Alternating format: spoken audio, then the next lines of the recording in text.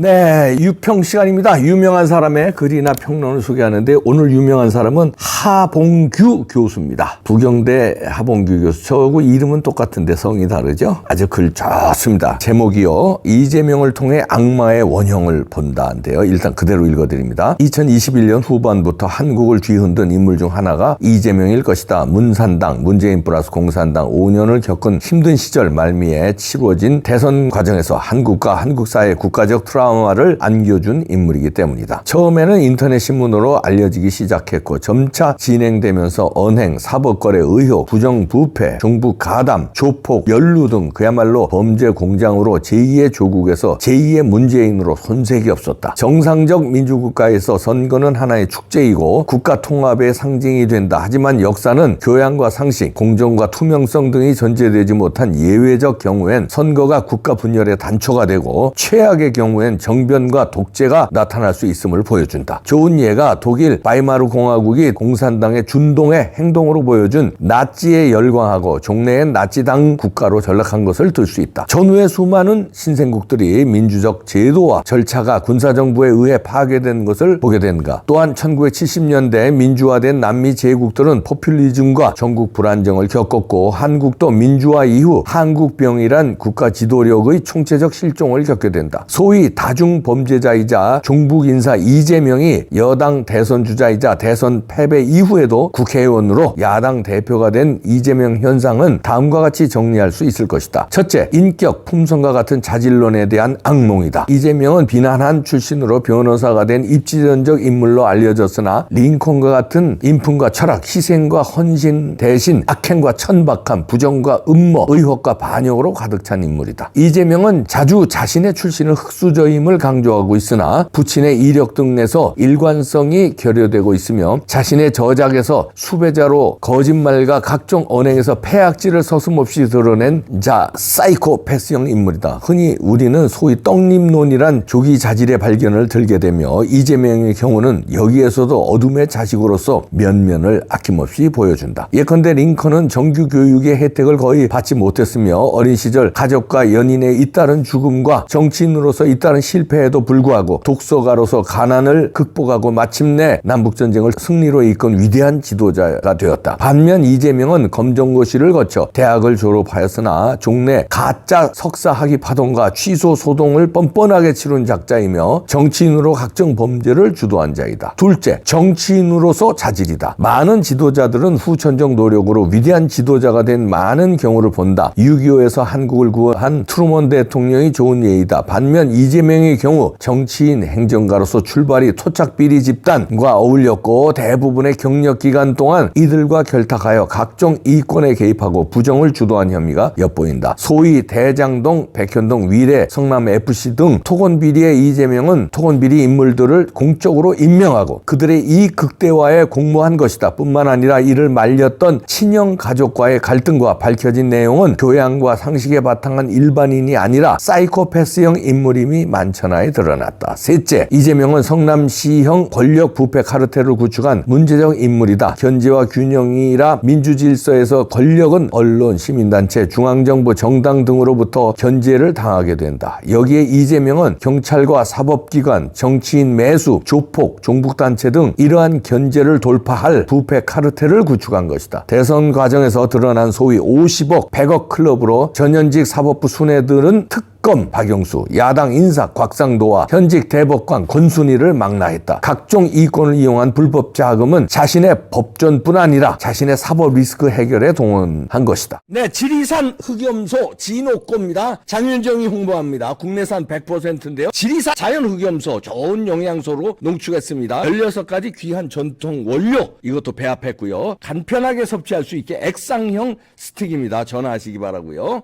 남녀 모두에게 좋은 지리산 흑염소 몸 따뜻하게 해주고요. 혈액순환 좋습니다. 면역력 최강입니다. 이봉규 TV 구독자 여러분께 파격 할인입니다. 총 5박스 원래 9만원인데 52,000원에 총 11박스 18만원짜리를 104,000원에 파격 할인입니다. 080-529-6000번 전화하십시오. 애국기업입니다. 몸도 튼튼 마음도 튼튼. 넷째, 조폭과의 연루이다. 이례적으로 성남시장과 경기지사를 거치는 과정에서 이재명 집단에는 항상 조폭이 연루되었으며 대장동 사건이 표면화되자 연쇄 자살이 일어났는데 이것과 무관하지 않은 것으로 보인다. 조폭 출신의 수행비서를 채용하고 조폭이 사무실에서 기념 촬영을 공개하고 대북 송금과 변호사비 대납으로 의혹받은 조폭 출신 김성태를 비롯한 쌍방울 인사들이 해외에서 체포되어 환송된 이야기도 조폭 스토리로 귀착된다. 한국 역사에서 조폭과 정치의 결합은 멀리 1공화국에서 출발한다. 하지만 이들에 대한 단죄는 5.16으로 마무리된 바 있다. 이재명의 조폭 정치는 1공화국 시절의 정치 깡패와 달리 사법거래와 대북 사업 등 부패 구조와 반역 커넥션으로 나타난 것이다. 다섯째, 이재명의 불법 탈주는 경기도 지사 시절 자행한 대북 사업, 즉 국가보안법과 국제사회의 제재를 무시한 종북 커넥션으로도 이어졌다. 쌍방울 인사들의 강제 집단 귀국으로 전모가 드러나고 있는 대북 사업은 규모와 방식에서 종북의 끝판왕이 되고 있다는 것이다. 이재명의 경기도는 평화부지사를 신설하고 전 의원 이화영을 영입했다. 이화영은 독자적 북한 커넥션을 통해 대북 정책의 신기원을 만들려 했으나 현실적 제약을 뚫기 위해 김성태를 이용한 정황이 드러나고 있는 것이다. 대선 당시 미군 철수를 공약으로 내걸었고 자신의 분신으로 알려진 정진상이 종북단체 경기동부연합의 핵심 인사였고 노무현 정권 시절 2005년경 북한 방문을 한 것으로 알려지고 있다. 여섯째, 이재명의 국가관과 역사관에서도 위험성이 내재되고 있다. 문재인은 그의 책에서 월남전에서 패망과 미국의 패전에 환호했다고 쓰고 있다. 또한 평창올림픽에서 국제사회를 향해 간첩의